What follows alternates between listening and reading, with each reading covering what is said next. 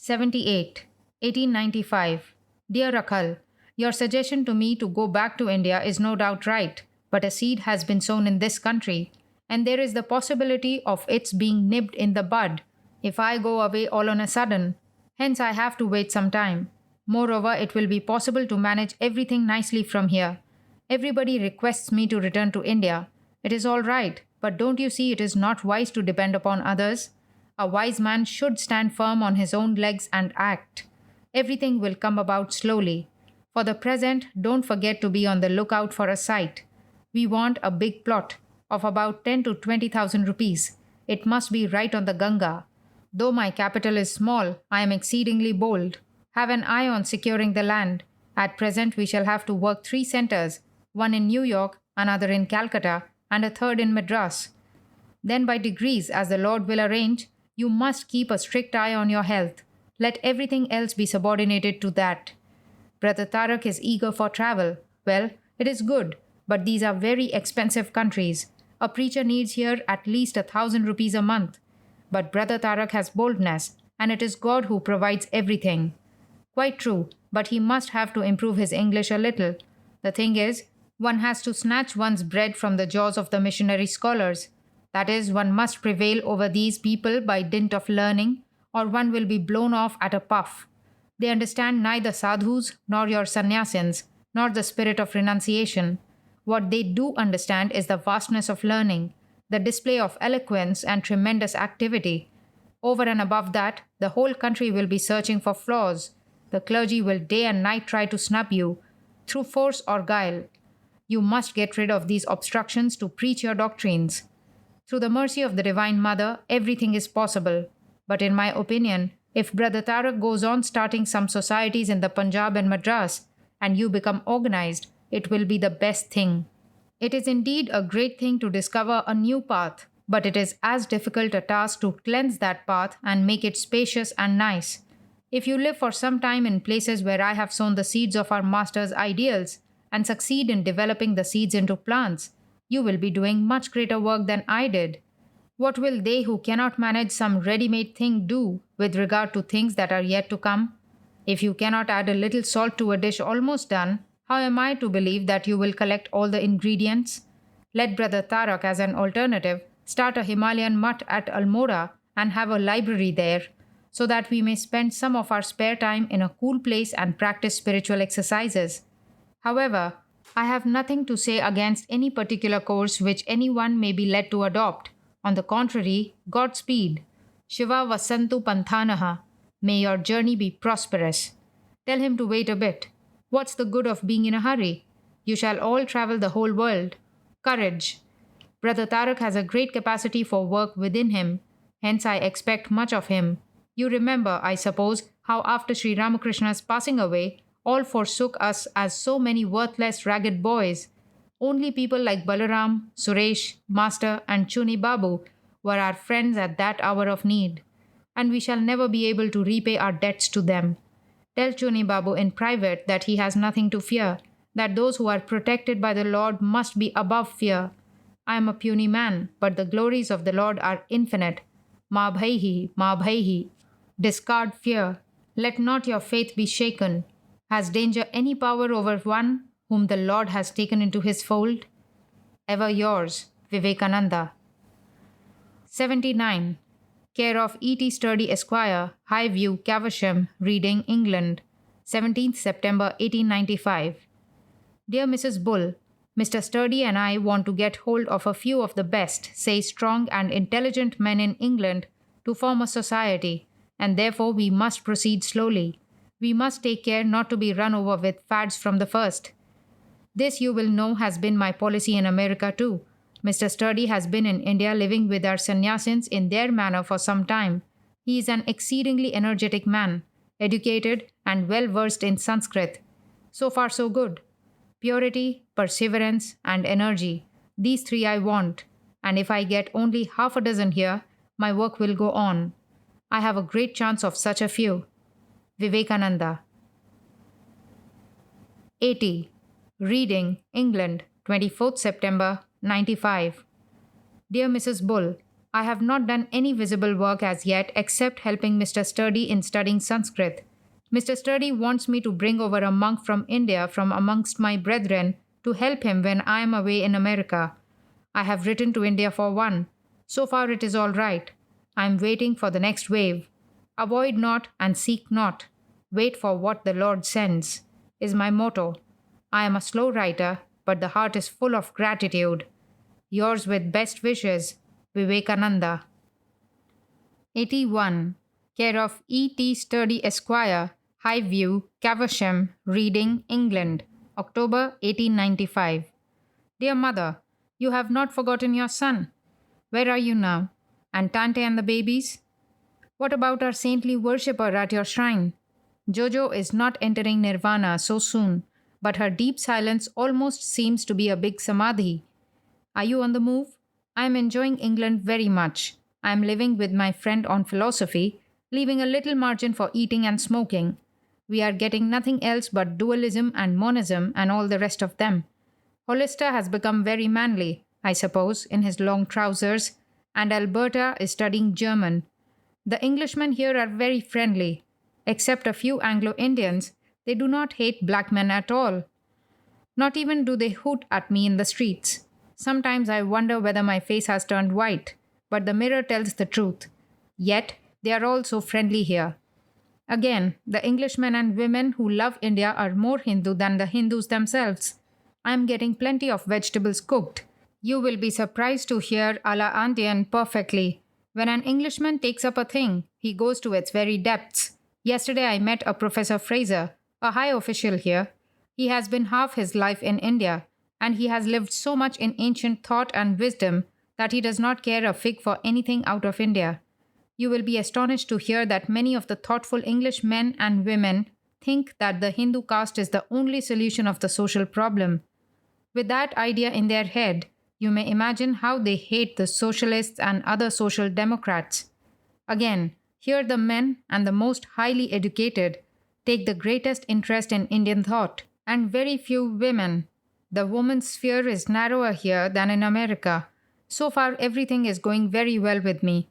I shall let you know any further developments. With my love to paterfamilias, to the Queen Mother, to Jojo, no title, and to the babies. Ever yours with love and blessings, Vivekananda. 82. Reading, England, 4th October 1895. Dear, purity, patience, and perseverance overcome all obstacles. All great things must of necessity be slow. Yours with love, Vivekananda. 83. Care of E. T. Sturdy, Highview, Caversham, Reading, 4th October 1895. My dear Rakhal, you know that I am now in England.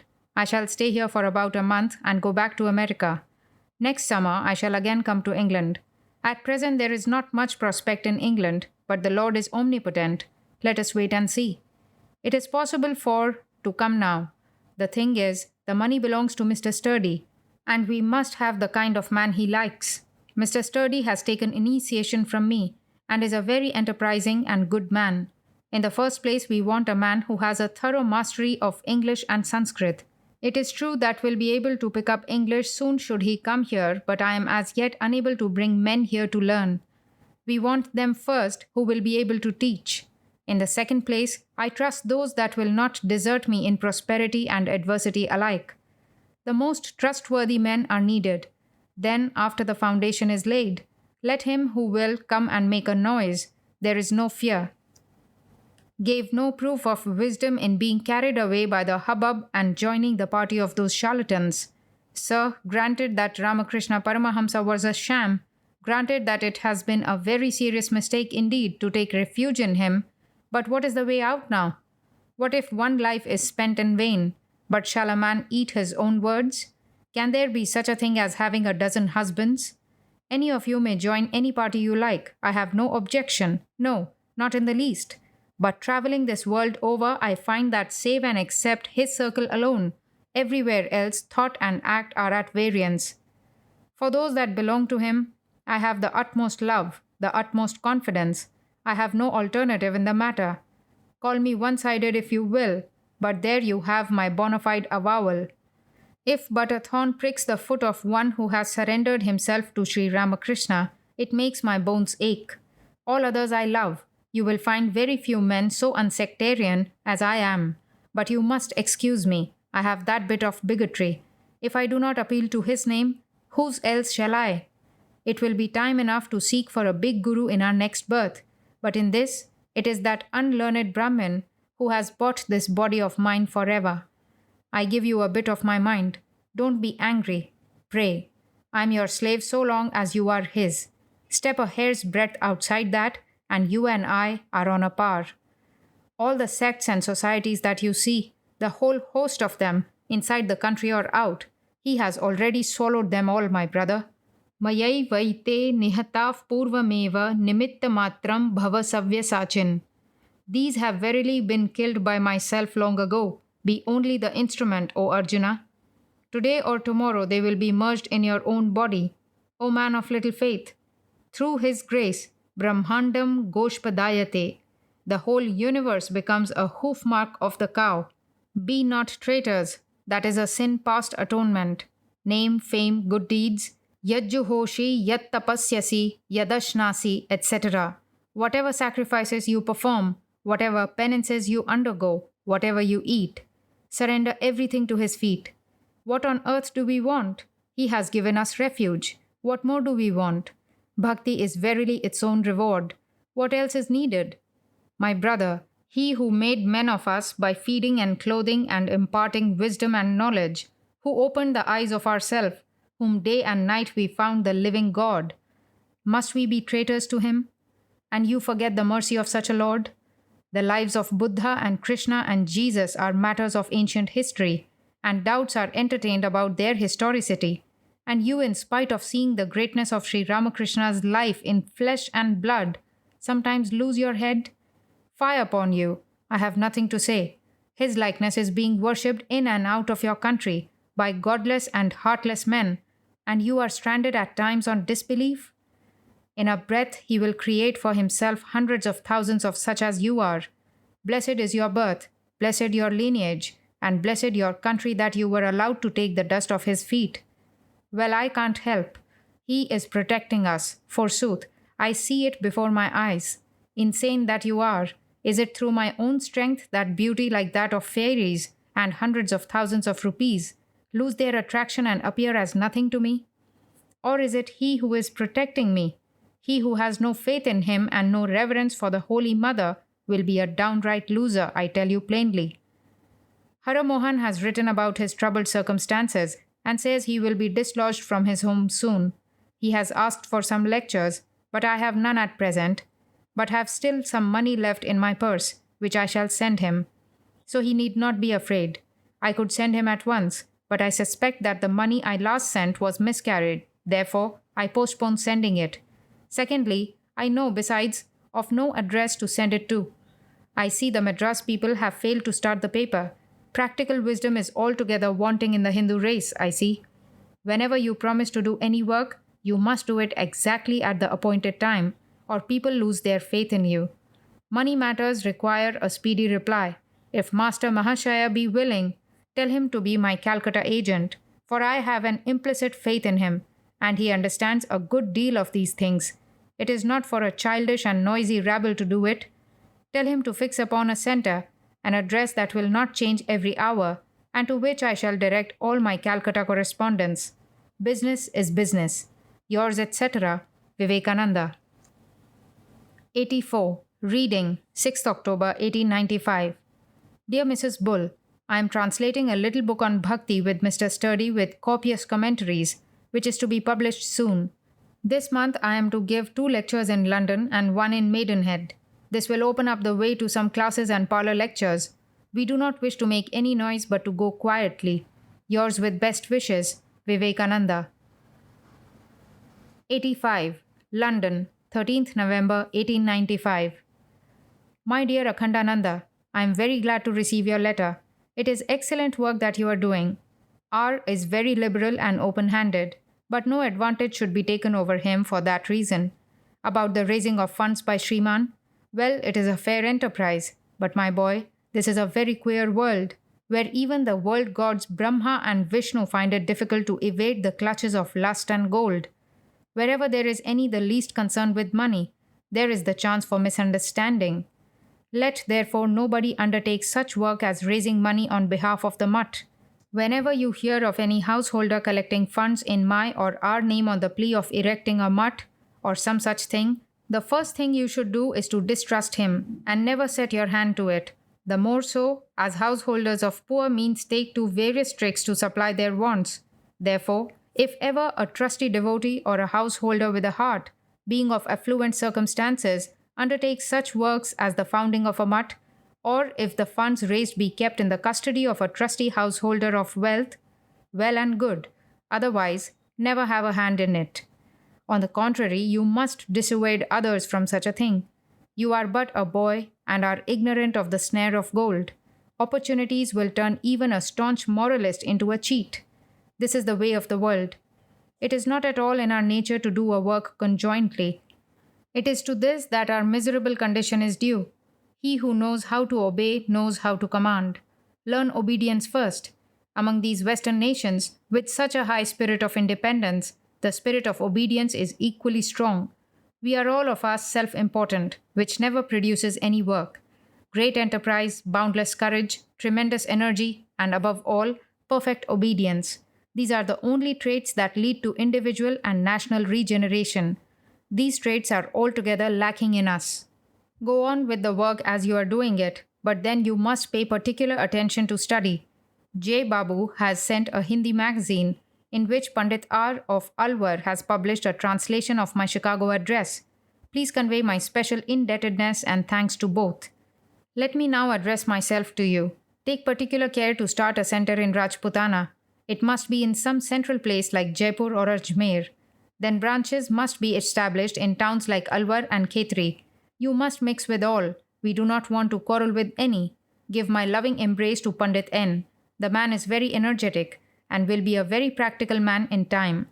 Tender my loving regards to Mr. M. and G too. A religious association or something of the kind has been afoot at Ajmer. What is it? Let me know all about it.